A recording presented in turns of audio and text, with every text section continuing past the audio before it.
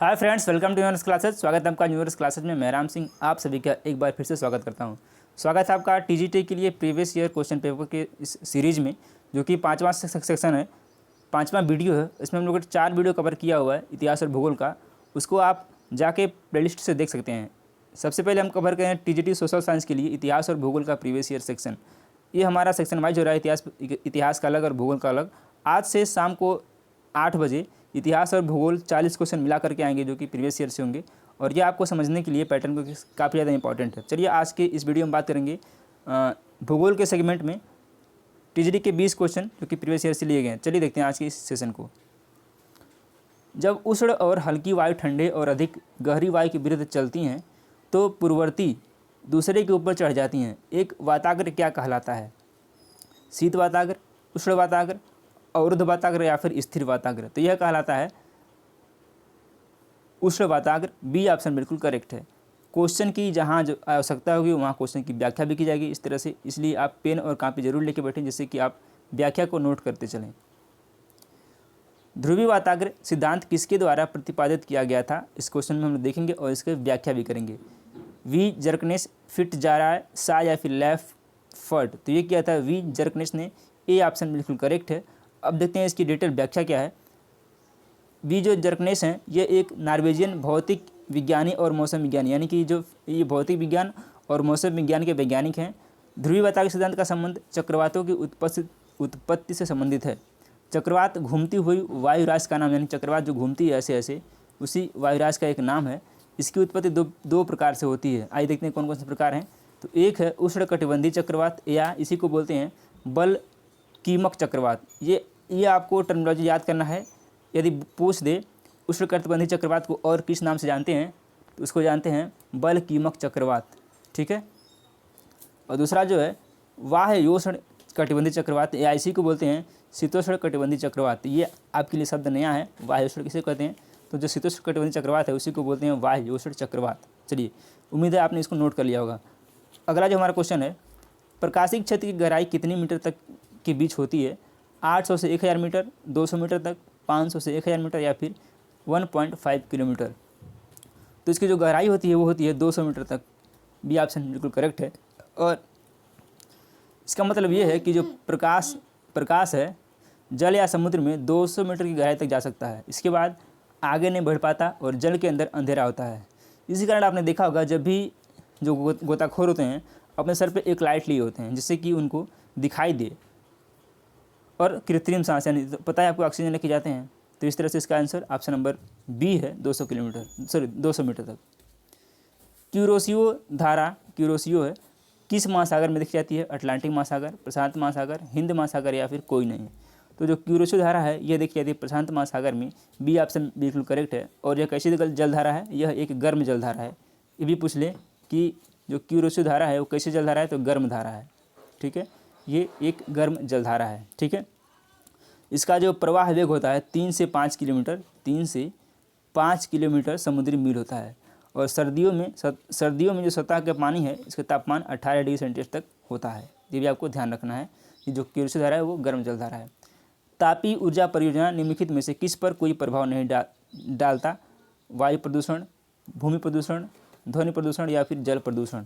तो जो तापीय ऊर्जा परियोजना है यह जो है ध्वनि प्रदूषण पर कोई प्रभाव नहीं डालता। सी ऑप्शन बिल्कुल करेक्ट है। और जो परंपरागत थर्मल पावर स्टेशन होते हैं इसमें पानी को गर्म करने के लिए ईंधन का प्रयोग किया जाता है, जिससे उच्च दाब पर भाप बनती है। इससे बिजली पैदा करने के लिए टरबाइनें लगाई जाती हैं। ये चीज़ भी आपको ध्यान रखनी है। एक पारिस्थितिकी तंत्र में सकल प्राथमिक उत्पादन में से हानियाँ घटाकर इंगित की जाती हैं किस तरह से? निवल ऊर्जा, द्वितीयक उत्पादन, निवल भंडारण या फिर निवल प्राथमिक उत्पादन? तो इसको किससे इंगित की जाती हैं? इसको इंगित की जाती हैं निवल प्राथमिक उत्पादन से, ठीक है। लाइट चली गई है। कृषि भूमि प्रयोग मॉडल एक आर्थिक मॉडल है। यह किसके द्वारा बताया गया? वान थ्यूनेन, वीवर, वेबर या फिर पेंक? तो यह दिया गया था वान थ्यूनेन के द्वारा। ए ऑप्शन बिल्कुल करेक्ट हो जाएगा। अगला क्वेश्चन लेते हैं। भारत में जनसंख्या की नकारात्मक वृद्धि कब हुई थी? ये one of the most important question है। ये कई बार वनडे एग्जाम में पूछा गया है। 1921 से 51, 1911 से 21, 1981 से 2001 या फिर 2001 से 2021। तो जो जनसंख्या में नकारात्मक वृद्धि हुई थी वो हुई थी 1911 से 1921 के बीच में, यानी कि बी ऑप्शन बिल्कुल करेक्ट है। और इसी को बोलते हैं जो है इसको, इस समय जो जनसंख्या में वृद्धि जो कमी आई थी 0.31% की कमी आई थी, इसलिए इस वर्ष को साल इस यानी कि जो 1921 को बोलते हैं द ग्रेट डिवाइड, यानी कि 1921 जो वर्ष है इसको बोलते हैं द ग्रेट डिवाइड कहा जाता है। इसके बाद जो हमारे देश की जनसंख्या क्या होती है, बढ़ती जा रही है और 2030 तक हमें पूरी उम्मीद है कि हम लोग चीन को पीछे छोड़ने वाले हैं। तो इस तरह से इसका ऑप्शन नंबर बी बिल्कुल करेक्ट है। भारत में कौन सा राज्य कॉफ़ी का सबसे बड़ा उत्पादक है? केरल, पश्चिम बंगाल, कर्नाटक या फिर असम। तो जो कॉफ़ी का सबसे बड़ा उत्पादक राज्य है वो है कर्नाटक। सी ऑप्शन बिल्कुल करेक्ट है। आइए देखते हैं कुछ फैक्ट को। जो कर्नाटक है यहाँ पे एक बाबा बुदान पर्वत है या पहाड़ी है, तो 17वीं शताब्दी में बाबा बुदान द्वारा इसे अरब से लाया गया था और कर्नाटक के चिकमंगलूर जिले में बुदन पहाड़ियों पर इसको लगाया गया। देश का सर्वाधिक कहवा उत्पादक जो राज्य है वो कर्नाटक है तथा विश्व में सर्वाधिक उत्पादन में ब्राज़ील आता है। और जो सर्वोच्च कोटि का जो कहवा होता है उसे बोलते हैं अरेबिका, ठीक है। और जो भारत का सर्वश्रेष्ठ काफ़ी है या फिर कहवा है उसको बोलते हैं रोबस्टा। जो भारत का सबसे सर्वश्रेष्ठ काफ़ी है उसे बोलते हैं रोबस्टा। तो इसको भी आपको ध्यान रखना है। अगला जो हमारा क्वेश्चन है, भारत में नगरीय बस्ती के लिए एक निष्कर्ष क्या है? तो जो भारत की नगरीय बस्ती है उसकी जो परिभाषा है वो है 5,000 से अधिक की जनसंख्या होनी चाहिए। अगला जो क्वेश्चन हमारा है, डेट्राइट किसके लिए प्रसिद्ध है? स्वचालित वाहन उद्योग, सूती उद्योग, रेयान उद्योग या फिर रसायन उद्योग। तो जो डेट्राइट है वो प्रसिद्ध है स्वचालित वाहन उद्योग के लिए। और यहाँ पे क्या हुआ है, जो मोटर गाड़ियों के जो डेट्राइट अमेरिका के मिशिगन प्रांत का एक स्वचालित वाहन उद्योग शहर है, यानी कि जो अमेरिका का मिशिगन प्रांत है वहाँ पे एक वाहन उद्योग है, उसी शहर के नाम से ही है जो डेट्राइट के तट पर अवस्थित है। यहाँ Henry lead and Henry Ford नामक प्रसिद्ध संस्थाएं हैं, यानी कि जो फोर्ड की आपने गाड़ी देखी होंगी वो अमेरिका की हैं। इसके अतिरिक्त यहाँ पर लोहा इस्पात, तांबा, एल्युमिनियम, लकड़ी व युद्ध विमानक के भी उद्योग हैं। और पीथमपुर को, जो भारत में पीथमपुर है, पीथमपुर को अब आपको कमेंट करना कि पीथमपुर कहाँ है। पीथमपुर को भारत का डेट्राइट कहा जाता है, ये भी आपको ध्यान रखने वाली बात है। नई दिल्ली का सीबीडी है, यानी कि सीबीडी क्या है आइए देखते हैं। नोएडा, गुरुग्राम, गाजियाबाद या फिर कनॉट प्लेस। तो जो दिल्ली का सीबीडी है वो है कनॉट प्लेस। अब सीबीडी क्या होता है आइए समझते हैं। जो दिल्ली का सबसे बड़ा व्यावसायिक एवं व्यापारिक केंद्र है वो है कनॉट प्लेस और इसका नाम जो है ब्रिटेन के शाही परिवार सदस्य यानी कि ड्यूक ऑफ कनॉट के नाम पर रखा गया था। इसका डिजाइन WH निकोल और टार रसेल ने की थी। यह मार्केट अपने समय की भारत की सबसे बड़ी मार्केट थी, यानी कि जो दिल्ली का सबसे बड़ा मार्केट है वो है कनॉट प्लेस, इसीलिए इसको नाम दिया गया CBD। अगला जो क्वेश्चन हमारा, हेलियोसेंट्रिक सिद्धांत को किसके द्वारा प्रतिपादित किया गया? कापरनिकस, टालमी, लाप्लास या फिर चैम्बरलिन। तो हेलियोसेंट्रिक जो सिद्धांत है वो कापरनिकस के द्वारा प्रतिपादित किया गया था, ये ऑप्शन बिल्कुल करेक्ट है। और ये जो कापरनिकस हैं वे यूरोपियन खगोलशास्त्री हैं जिन्होंने पृथ्वी को ब्रह्मांड के केंद्र से बाहर किया था, अर्थात हेलियोसेंट्रिक का सिद्धांत दिया। अगला जो हमारा क्वेश्चन है, किसे आर्कटिक वृत्त कहा जाता है? 66.5 डिग्री उत्तरी, 23.5 उत्तर, 66.5 डिग्री दक्षिण या फिर 90 डिग्री उत्तर। तो जो आर्कटिक वृत्त है वो कहा जाता है 66.5 डिग्री उत्तरी को। ऑप्शन नंबर ए करेक्ट है। अब आइए समझ लेते हैं। देखिए ये भूमध्य रेखा है यानी 0 डिग्री, ये 23.5 डिग्री, ये भी 23.5 डिग्री, ये 23.5 डिग्री नॉर्थ है, ये साउथ है। इसके बाद आता है 66.5 डिग्री, इसी को बोलते हैं हम लोग आर्कटिक वृत्त, ठीक है। अगला जो क्वेश्चन है, अपने ही स्थान पर शैलों की विघटन और अपघटन की प्रक्रिया क्या कहलाती है? अपक्षय, अपर्दन, भूस्खलन या फिर साधारण भूस्खलन। तो अपने ही स्थान पर शैलों का जो विघटन है और अपघटन है इसकी प्रक्रिया जो कहलाती है वो कहलाती है अपक्षय। ऑप्शन नंबर ए बिल्कुल करेक्ट हो जाएगा। कणिका में विघटन किसका एक उदाहरण है? कणिकामय विघटन है, ये कणिका हो गया है। कणिकामय विघटन किसका एक उदाहरण है? यांत्रिक अपक्षय, रासायनिक अपक्षय, पादप अपक्षय या फिर इनमें से कोई नहीं। तो जो कणिकामय अपक्षय है वो उदाहरण है एक आंतरिक अपक्षय का, ये ऑप्शन बिल्कुल करेक्ट है। अपक्षय वह प्रक्रिया है जिसके द्वारा पृथ्वी को सतह पर मौजूद चट्टानों में टूट फूट होती है, यानी कि जो पृथ्वी पर चट्टानें हैं, ठीक है, बड़े बड़े जो चट्टानें इनमें टूट फूट होती है, उसी को बोलते हैं अपक्षय, ठीक है। यह अपर्दन से भिन्न होता है क्योंकि इसके टूटने से निर्मित भू पदार्थ एक जगह से दूसरी जगह नहीं जा पाते, क्योंकि चट्टान बड़े बड़े होते हैं, जब ये टूटते हैं तो एक जगह से दूसरी जगह नहीं जा पाते हैं। यही इसकी विशेषता है, यही अंतर है अपर्दन और अपक्षय में। अगला क्वेश्चन, मध्य कपासी किसका एक उदाहरण है? निम्न मेघ का, मध्य मेघ का, उच्च मेघ का या फिर उनमें से कोई नहीं। तो जो मध्य कपासी है वह क्या है? एक मध्य मेघ का उदाहरण है। और पृथ्वी से ऊंचाई के आधार पर बादल को चार प्रकार या फिर चार प्रकार उच्च मेघ, मध्य मेघ, निम्न मेघ व ऊर्ध्वाधर मेघ के रूप में वर्गीकृत किया गया है, जिसमें मध्य कपासी मध्य मेघ का उदाहरण है, ठीक है। तो आपको याद रखना है कि जो बादल है यानी कि मेघ है उसको चार प्रकार से डिवाइड किया गया है, निम्न मेघ, मध्य मेघ, उच्च मेघ और एक क्या है, एक है ऊर्ध्वाधर, एक ऊर्ध्वाधर मेघ है, ठीक है। चार प्रकार से इसको डिवाइड किया गया है। कोपेन का जलवायु वर्गीकरण किस पर आधारित था?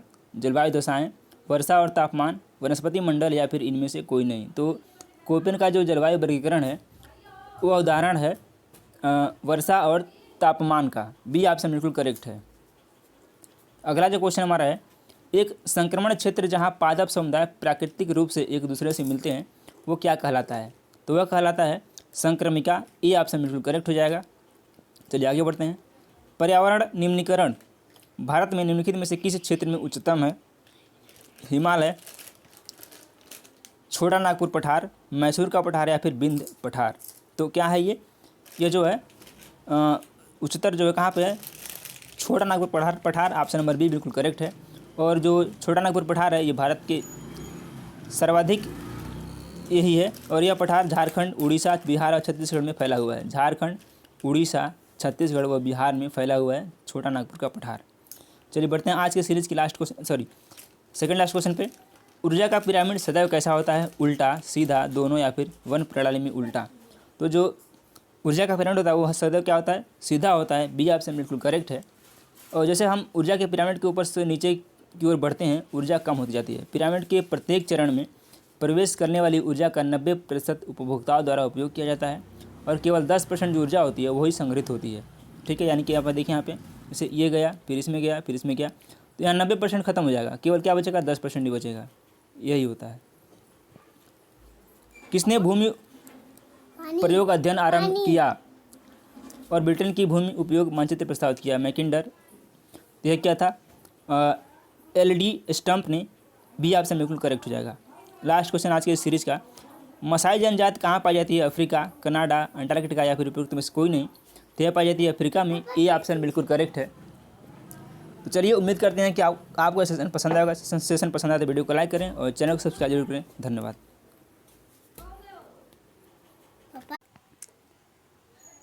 हाय friends, welcome to universe classes. स्वागत है आपका यूनिवर्स क्लासेज में। तो कैसे आप सभी? हम उम्मीद करते हैं कि आप अच्छे होंगे। और TGT के लिए सोशल साइंस की, इतिहास और भूगोल की हम इसमें प्रीवियस ईयर प्रोवाइड करा रहे हैं। 2 पार्ट हमने भूगोल का कवर किया है। इसमें हम हिस्ट्री के 20 क्वेश्चन को डिस्कस करने वाले हैं जो कि 2016 के प्रीवियस ईयर क्वेश्चन पेपर से लिए गए हैं। और यह इंपॉर्टेंट है आपके आने वाले एग्जाम के लिए, पैटर्न को समझने के लिए, और किस सेक्शन से ज़्यादा क्वेश्चन पूछे जा रहे हैं वहाँ से आप इसको समझ पाएंगे।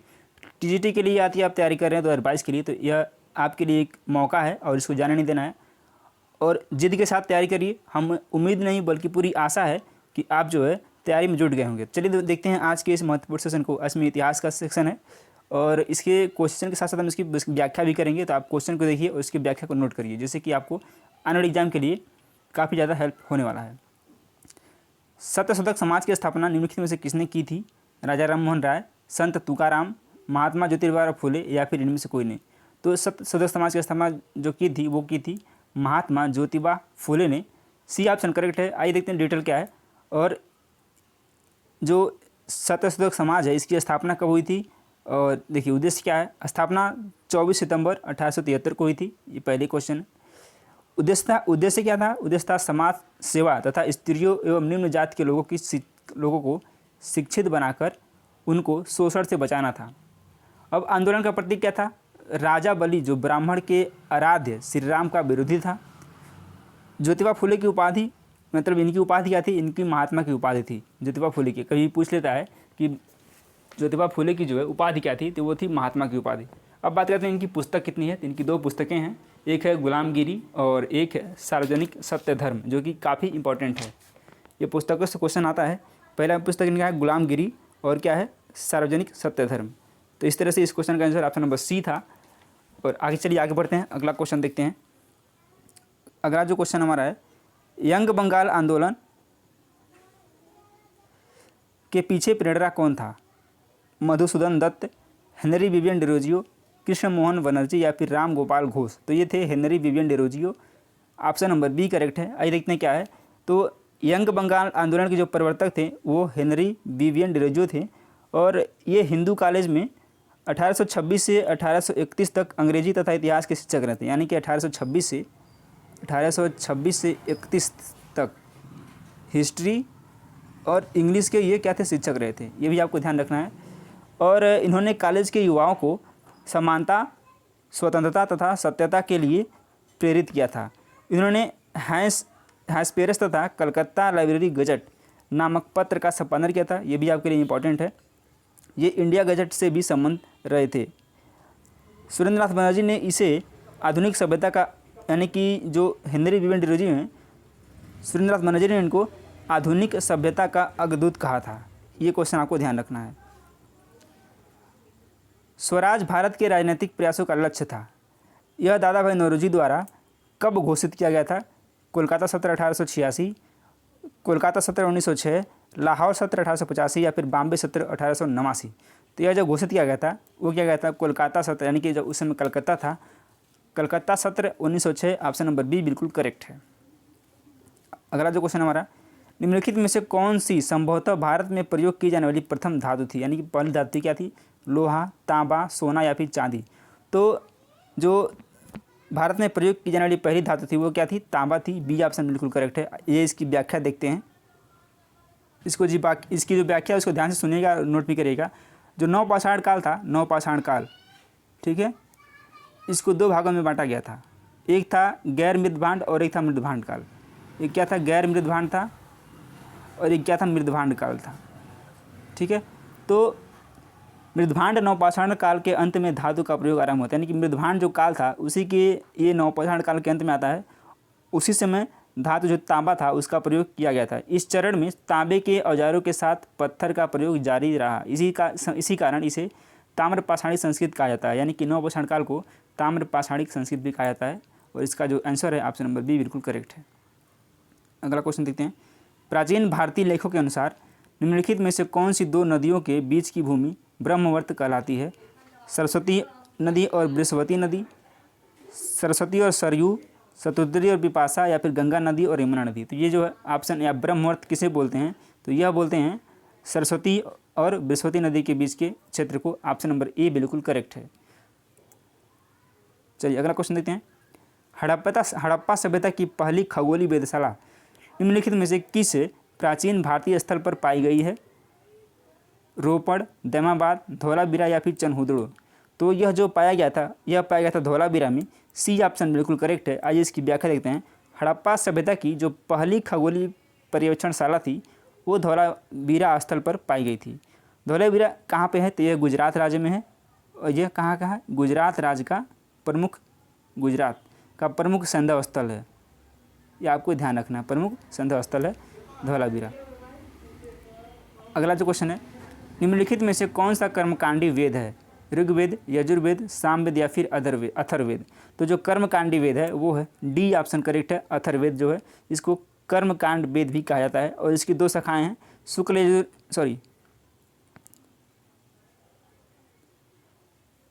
ये यजुर्वेद है, न कि अथर्ववेद है, यजुर्वेद है। ठीक है, यजुर्वेद है, गलती होगी क्षमा करिएगा। और इसके 2 पार्ट थे। 2 पार्ट कौन कहते हैं? शुक्ल यजुर्वेद और एक था कृष्ण यजुर्वेद। शुक्ल और कृष्ण यजुर्वेद। कभी आपसे पूछ ले कि शुक्ल यजुर्वेद किसका पार्ट है, तो यजुर्वेद का पार्ट है। और कृष्ण यजुर्वेद, इसके 2 ही पार्ट थे। अब बात करते हैं कि इसको याद कैसे रखें, कौन वेद पहले था, कौन वेद बाद में था, कौन सा वेद पहले उसके बाद था। तो एक याद रखिएगा, रस्य RSYA, ऋग्वेद, सामवेद, यजुर्वेद, अथर्ववेद, ये क्रम से वेद हैं। ऋग्वेद, सामवेद, यजुर्वेद, अथर्ववेद। इसके आपको ध्यान रखना है। क्वेश्चन नंबर 8 देखते हैं। निम्नलिखित में से क्या ईसा की प्रथम सदी के आसपास विकसित मथुरा कला शैली में मूर्ति कला के लिए प्रयुक्त होता था? संगमरमर, स्लेट पत्थर, ग्रेनाइट या फिर लाल बलुआ पत्थर। तो उस समय प्रयोग होता था लाल बलुआ पत्थर। डी ऑप्शन बिल्कुल करेक्ट है।